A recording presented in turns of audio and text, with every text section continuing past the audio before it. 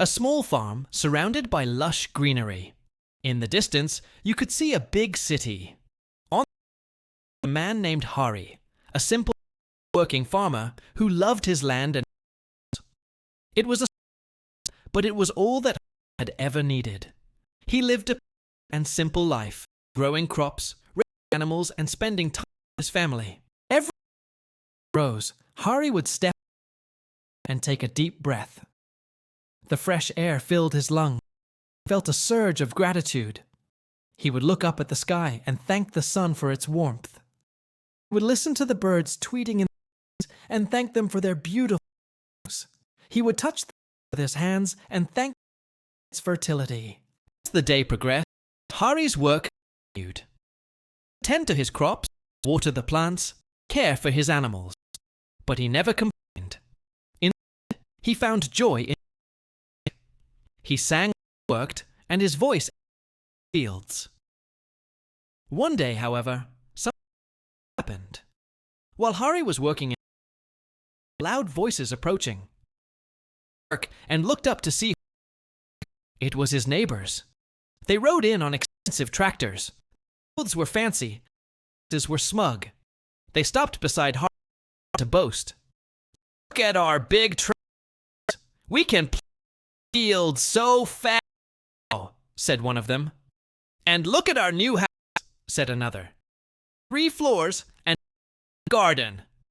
Hari just smiled and he was happy, but he couldn't help a tinge of envy. He looked down at his old tractor and his small house with a. He thought about the times he had wished for a bigger farm, crops, and a fancier house. And he shook his head. But wishing wouldn't change anything. Just then, one of them approached Hari. He had a bird that had fallen from a tree. Can you help, Mr. Farmer? He asked. Hari took the boy and gently placed it on. Of course, he said. This is my home. I must take care of the animals. The boy looked at admiration. You are a kind man, he said before running back to his father. Hari watched the boy go, and a sense of calm washed over him. He realized that true happiness didn't come from comparing himself to others or from acquiring more material possessions.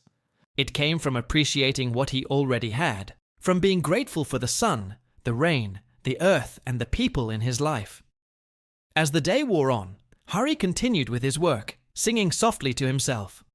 The sun began its slow descent, painting the sky in hues of orange and pink. Hari stopped to admire the view. He closed his eyes, took a deep breath, and smiled. In that moment, he knew that his small farm was enough. It was a place where he could live a pure and simple life, grow nourishing crops, raise healthy animals, and spend precious time with his family. He didn't need a bigger farm or a fancier house.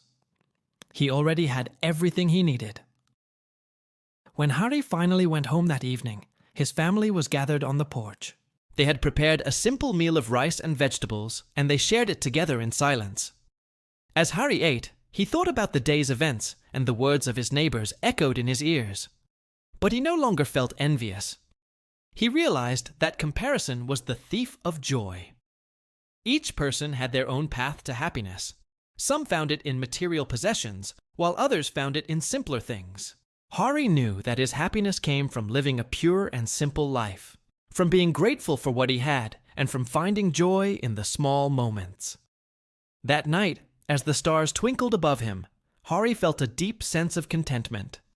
He was grateful for his small farm, his loving family, and the beauty of the natural world around him.